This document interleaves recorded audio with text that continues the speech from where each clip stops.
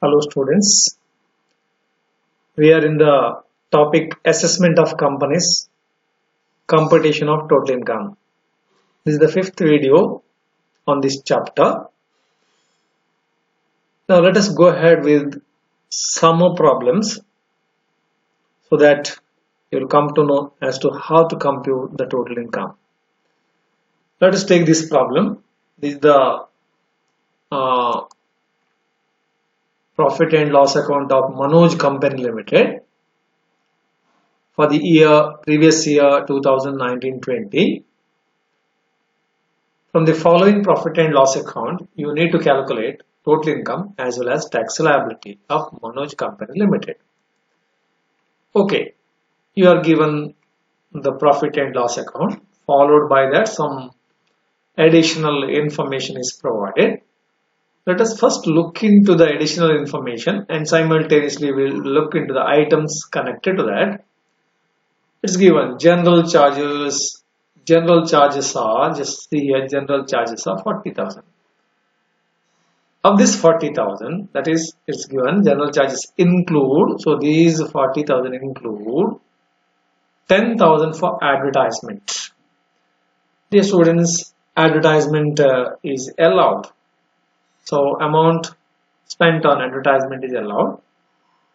20,000 for charitable donation. So this is disallowed, not allowed. Whereas deduction is available under 80G from the gross total income. Rupees 2,000 donated to Prime Minister's Dot Relief Fund. Yes, this is again not allowed. Donations, charity, these are not allowed. But for donations, deduction is available under 80G. Already I told you about the donation and you have learnt in detail computation of 80G in the first part. Okay, there are two types of donations. One is no limit donations or without limit donations, and the other one is with limit donations. No limit donation means there is no limit at all. The entire amount is qualified for deduction, whatever may be the amount. With the limit donation means there is a limit to the qualified amount. What is that limit? That is 10% of adjusted total income or actual with the limit donations, whichever is less. What is ATI, adjusted total income? Adjusted total income means gross total income as reduced by three items. One is short-term capital gains, taxable at 15%. If it is simply short-term capital gain, that is not deductible. It should be short-term capital gain, taxable at 15%. That means it is in respect of securities. Okay, and security transaction tax should have been paid thereon. The second one is long-term capital gain, taxable at 20%. Third one, all deductions under section 80 except 80G. So that way you have to calculate.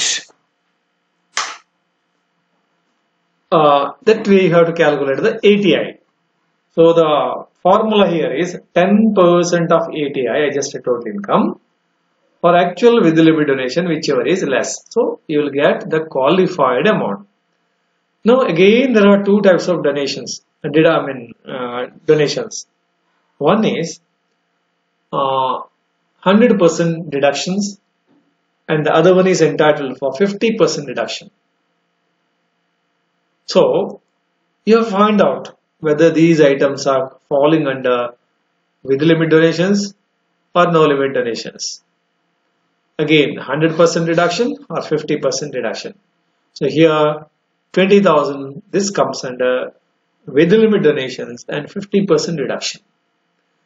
And the donation to Prime Minister's Dot Relief Fund, that comes under no limit donations but 50% deduction. So this is what you have to understand. So these two items are disallowed but deductions are available under 80G from the gross total income. 10,000 for miscellaneous repairs. Okay, this is very much allowed. No question of adding back. That's allowed. or we call that admissible expense. Amount of depreciation admissible under IT Act is 25,000.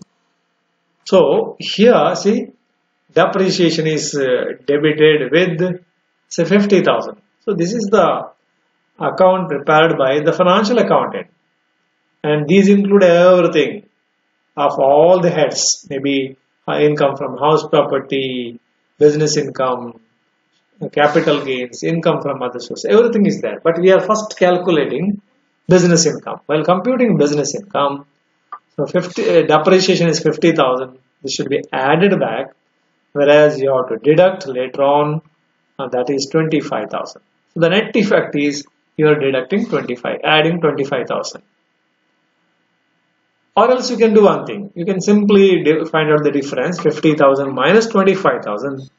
25,000 is the difference. So that should be added back. That's all. Then again, no question of deducting anything. The next one, the amount of interest is from government securities. If you look at the item interest here, that is, they have mentioned it is in respect of government securities. So this is not relating to business income, that's relating to income from other sources. Therefore, this should be deducted. Why it should be deducted? By taking this 20,000, your gross net profit is 4 lakh. If you don't take 20,000, net profit would have been lesser than this. That's why you have to give an effect of reduction. So this has to be deducted. 20,000 should be deducted because it is not relating to business income. That's related to income from other sources. The company paid advance tax of rupees 1 lakh. First, you have to calculate the tax liability. From that, you have to deduct the advance tax paid so that you will get net tax liability. So this is about adjustments. Now we'll look at the items of debit side. Salaries and bonus. No adjustments are there. Entire amount is allowed. Office rent. This is also allowed unless part of the rent is relating to income, house property, let out house property or some other thing. Work risk insurance, this is related to business only allowed. Postage and stationery, that's also part and parcel of business, so it's an expense allowed. General charges out of 40,000, what is disallowed is 20,000 and 2,000, so both these items are to be added back, not entire 40,000. Of that, what is disallowed, that should be added back. Depreciation, 50,000 should be added, later on 25,000 should be deducted. Income tax, any tax like income tax, wealth tax, these are not allowed. Then GST is allowed. GST is allowed. Provision for income tax, that's also not allowed. Any provision for bad debts, provision for income tax, provision for depreciation, these are not allowed. Okay, this is about debit side. Come to the credit side. Gross profit, of course, if there is gross profit, then only you will get net profit. So that's allowed. Interest is not allowed, therefore it should be deducted. Short-term capital gain, that's related to capital gain had, so that should be deducted. Long-term capital gain is also to be deducted because that is not relating to business income had. So we have understood everything. Now let us see how it is, how total income is computed. Before computing total income, we have to calculate business income because business income computation involves so many items. You have to better you calculate business income separately instead of in the statement of total income computation. Okay, net profit as per profit and loss account. You see here it is 4 lakh. So that should be the starting point, 4 lakh. Then add inadmissible or disallowed expenses. These are debited to profit and loss account, but these are not allowed from the tax point of view, business income computation point of view. So donation to charitable institutions, already I explained it, which was there in the adjustment 20,000, it is added back. Donation to Prime Minister's Drought Relief Fund also is not allowed, 2,000 added back. Depreciation 50,000 added here, whereas 20,000 deducted here. You see 25,000 deducted. Or else what you can do is depreciation within bracket 50,000 minus 25,000. You will get excess depreciation. So answer will be 25,000. In that case, no question of deducting 25,000 again. Okay. Income tax should be added. Provision for income tax is also added. Any provision is not allowed. Any tax, income tax, wealth tax is not allowed. So if you add up these items of inadmissible expenses, you'll get 3,72,000. Add that to 4 lakh. Please remember, you're writing add here, so don't go for deduction here. Many times we have seen you write here add, whereas while going for calculation you will deduct. So you must be very cautious. So 4 lakh plus 3,72,000, that comes to 7,72,000. Then income to be treated separately. In other words, incomes relating to other heads of income, that should be separated. Therefore, what are the items which are relating to other heads? See, I have already seen this one: interest, 20,000 you have to add, deduct. Short-term capital gain you have to deduct. Long-term capital gain you have to deduct. You are deducting here while computing business income. But while computing total income, you have to consider this, because computation of total income consists of 5 heads of income. Out of that, salary income is not applicable in the case of corporate SSE, whereas other 4 heads are very much applicable. Normally, you will have items under those heads. Okay, so that is regarding the computation of business income.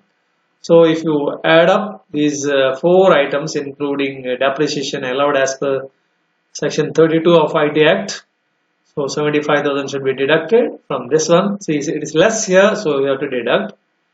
So 6,97,000 is the business income. Now you have to compute the total income. As I have mentioned you, there is no income from salaries in the case of corporate SSE. So nil. Income from house property. In this problem, value is not there against this head. Business income you have calculated here 6,97,000.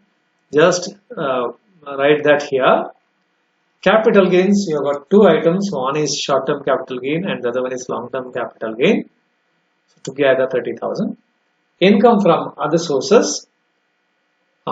Yes. So you have got interest on government securities. So 20,000. So when you add up, you will get 7,47,000 rupees. Now, yes, deductions under section 80. Under that, you have got only one item, 80G.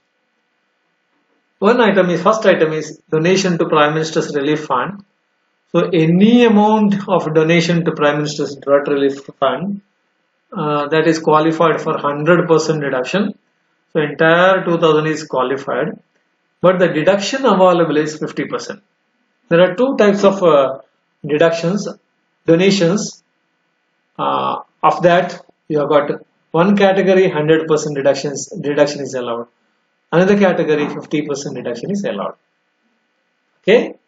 Out of the no limit donations, hardly a few items, 4 to 5 items are subject to 50% deduction. All other items are eligible for 100% deduction. Here, this item falls under 50% deduction. So 1,000 is the deduction allowed. Donation to charitable institution. 20,000 is donated, but we can't say that 20,000 is the qualified amount. There is a formula to calculate a qualified amount. What is that? Already I explained, but see here.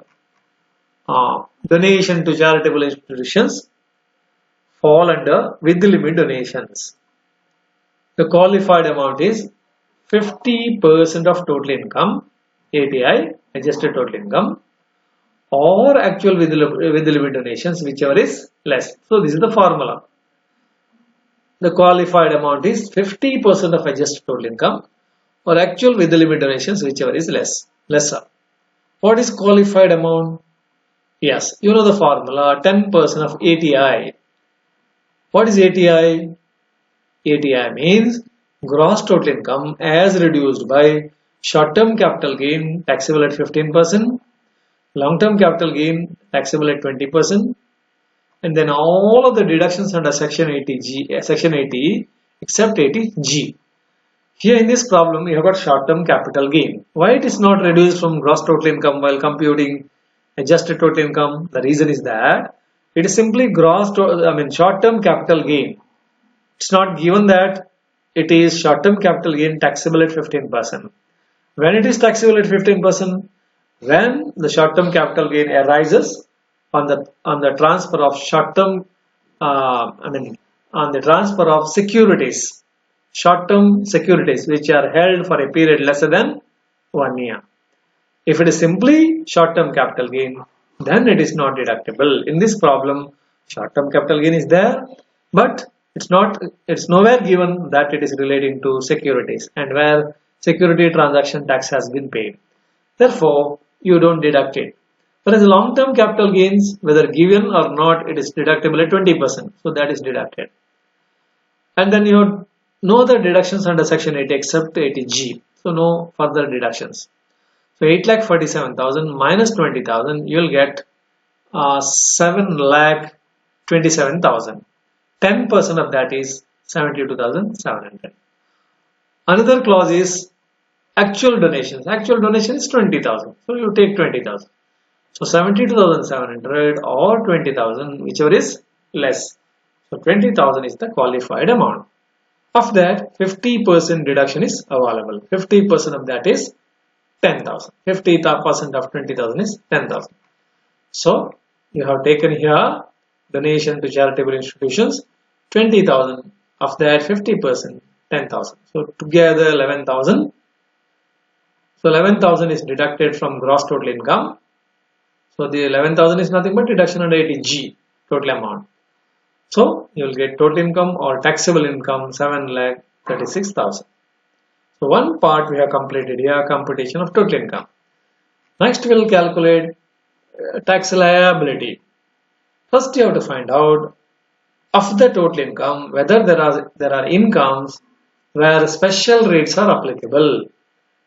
Find out whether there is short-term capital gain taxable at 15%. No doubt you have got short-term capital gains, but that is not taxable at 15% unless it is specifically given. Or you are provided with additional information. With the help of that you can make out that it is relating to short-term capital gains. Okay, here so short-term capital gain is not separately taken for calculation of tax. Long-term capital gain is there, so on that you calculate 20%. So long-term capital gain is 20,000. Already it's known to you. Of that 20% comes to 4,000. And if you have got lottery income or winning from crossword puzzle like that, casual incomes, here you don't have that item. Therefore, you have to find out the balance of total income. So 7,36,000 minus 20,000, not 4,000. Remember, the long-term capital gain should be deducted from the total income. So you will come across or you will get 7,16,000. 7,36,000 minus these 20,000.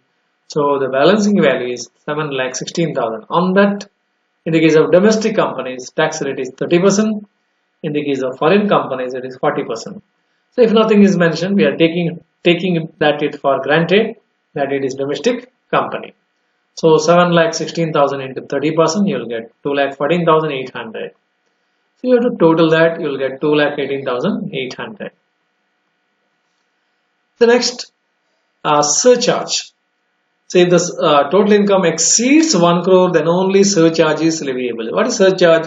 Surcharge is nothing but a type of tax which is nothing but tax on tax. Tax on tax. So here is a tax that is 2,18,800. On that you are levying a tax. So that is nothing but surcharge. So if you have to levy the surcharge, the total income should exceed 1 crore. If the total income exceeds 1 crore, surcharge rate is 7% in the case of domestic company. And in the case of foreign companies, it is 2%. And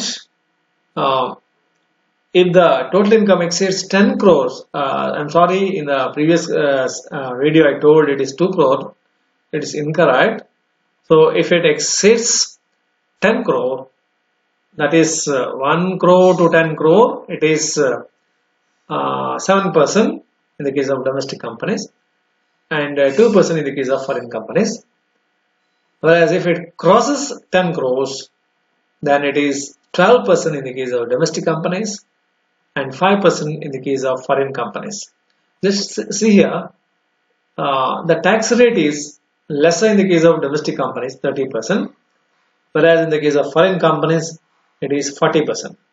As far as surcharge is concerned, in the case of domestic companies, it is 5% and 12%, whereas in the case of foreign companies, it is 2% and 5%. So here, of course, surcharge is not applicable at all. So total remaining the same, 2,18,800. Then you have to add simply written education cess. It is health and education cess. Health and education cess at the rate of 4% on this total 2,18,800. So you will get 8,752. So if you add up this health and education cess to the tax, you will get total tax liability of 2,27,552. Actually, this should be rounded off. It will come 2,27,550. Then you already paid the taxes, advance tax. In the case of individuals, there will be TDS, tax deducted at source. In the case of companies, it is advance payment of tax. Normally, once in a quarter, you are going to pay the advance tax. So you have already paid 1 lakh. So the net tax liability is 1,17,552. Look at the working notes. Out of the general charges, amount spent on advertisement and miscellaneous repairs is allowed as business expenses. Charitable donations and donation to Prime Minister's Drought Relief Fund are not allowed as business expenses.